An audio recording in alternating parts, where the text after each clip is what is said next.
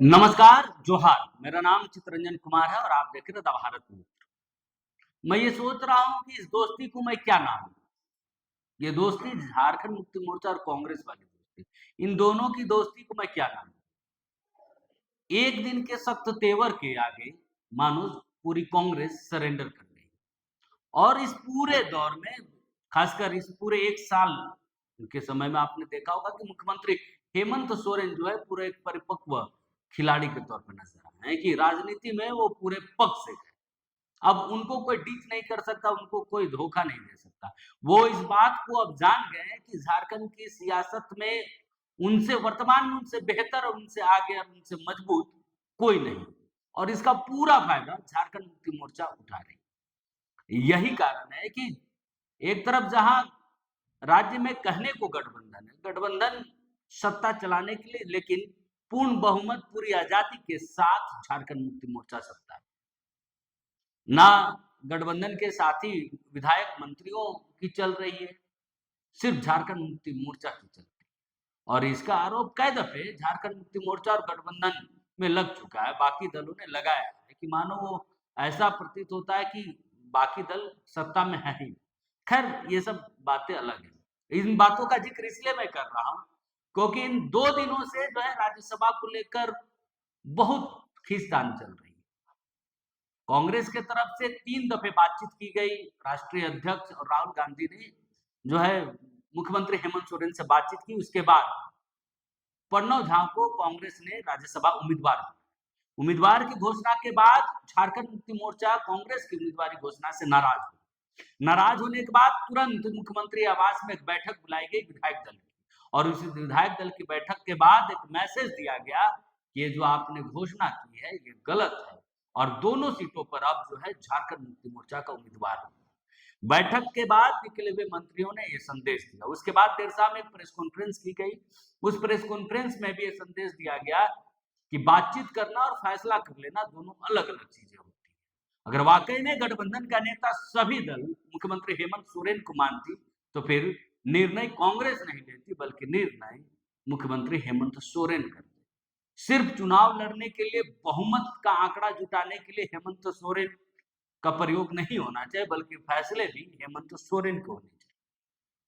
अब जब झारखंड मुक्ति मोर्चा के सख्त तेवर दिखाने शुरू किए तो कांग्रेस जो है आनंद फानंद में देर रात जो है विधायक दल की बैठक बुलाई और बैठक के बाद मुलाकात का समय मांगा गया मुख्यमंत्री हेमंत सोरेन से। लेकिन कल देर रात तक मुलाकात का समय जो है वो मुख्यमंत्री हेमंत सोरेन से कांग्रेस को मुलाकात का समय नहीं मिला। बहरहाल आज कयास लगाए जा रहे हैं कि आज संभवतः समय मिले तो कांग्रेस के नेता उनसे मुलाकात करेंगे। अब जब कल झारखंड मुक्ति मोर्चा की तरफ से सख्त तेवर दिखे तो उस पर कांग्रेस जो है झुकी हुई नजर आई। कांग्रेस जो है इस पर सफाई देती नजर आई कि जो चोट पहुंची है अगर कांग्रेस के किसी फैसले से, किसी निर्णय से, तो इन सारी चीजों को बैठकर सुलह कराएंगे। इन बयानों को पहले आप सुन लें ताकि आपको भी समझ में आएगा कि इन सारी चीजों की चर्चा क्यों की जा रही है। जेएमएम के तक तेवर भी आप सुन लीजिए। उसके बाद इस पर प्रतिक्रिया कांग्रेस के विधायक दल की बैठक के बाद जो प्रतिक्रियाएं वो भी आप सुनिए कि कैसे प्रदीप यादव या बाकी जो नेता वो कैसे कह रहे हैं कि जो चीजें हुई है मुलाकात के बाद, बैठक के बाद चीजें ठीक कर ली जाएंगी। आदरणीय हेमंत सोरेन जी से कहा है, क्योंकि कड़ी मेहनत के बाद हम लोगों ने 2 विपरीत परिस्थिति में रहकर 2 जो चुनाव लड़ा, तो इस बार के दोनों जो सीट है वो झारखंड मुक्ति मोर्चा का ही उम्मीदवार को मिलना चाहिए, क्योंकि 24 के बाद हम लगातार गठबंधन धर्म निभा रहे हैं। कांग्रेस के प्रभारी ने कहा कि 3 दफे झारखंड मुक्ति मोर्चा के नेता से बातचीत हुई, इसके बाद यह निर्णय लिया गया। भैया, बातचीत करना और अंजाम तक पहुंचने में अंतर होता है ना। हम तो आपसे रोज बात करते हैं लेकिन फैसला थोड़ी लेते हैं। आप हमें फोन जब भी करते हैं आप देखेंगे मैं फोन उठाता हूं। आप पूछते हैं दादा आप कहाँ हैं, हम कहाँ हैं बता देते हैं। आपसे मिलना है मिल लीजिए। तो ये तो औपचारिकता है। निर्णय तो हेमंत बाबू को नेता के हिसाब से लेना था। तो प्रणव झा जी हमारे जो कैंडिडेट हैं उनके साथ हमारी एक विधिवत बैठक थी, तो उसी के हम लोगों ने साथ समन्वय के साथ सारे विधायकों की बैठक थी। कुछ लोग नहीं आ पाए किसी कारण से, लेकिन सबके साथ हमारी बात हो गई है। तो अभी फिर हम लोग संभवतः कल सबका प्रभारी भी हैं, प्रदेश अध्यक्ष भी थे और सारे सीनियर लीडर्स हैं, सब कल मुख्यमंत्री जी से मुलाकात करेंगे। तो देखते हैं आगे क्या होता है। अपमानित किया गया, सीटों को बंटवारा। लेकिन सबके मन में जो बातें हैं वो अपनी बात कहते हैं, उसमें कोई एतराज नहीं है। हम सब अपनी बात, अपना रिक्वेस्ट उन तक पहुंचाएंगे, क्योंकि देश को, राज्य को जरूरत है कि धर्मनिरपेक्ष ताकत एकजुट रहे, गठबंधन एकजुट रहे।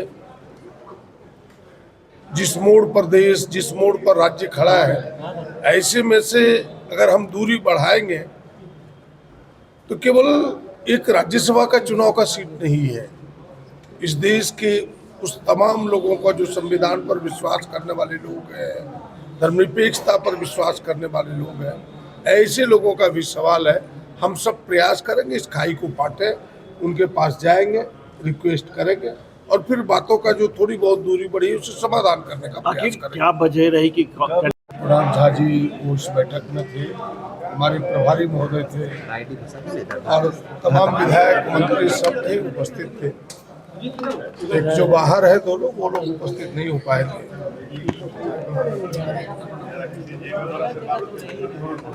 हमारे गठबंधन दल के नेता माननीय मुख्यमंत्री जी हैं, हम सब प्रयास कर रहे हैं कि उनसे बात करेंगे और जो थोड़ी बहुत दूरी दिखाई दे रही है इसको पाटने का प्रयास करेंगे।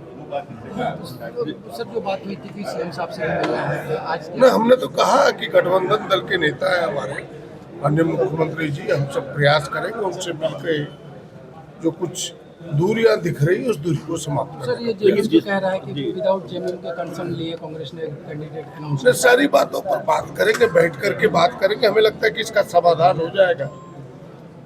जो गठबंधन एकजुट है पहले से, वो एकजुटता दिखाई पड़ेगी। जिस तरह से अपमान की बात, तो आपने दोनों ही दलों के बयानबाजियों को सुना कि जहां एक तरफ झारखंड मुक्ति मोर्चा के तरफ से तक तेवर दिखाया जा रहा है, तो वही कांग्रेस सरेंडर करते हुए नजर आ रही है।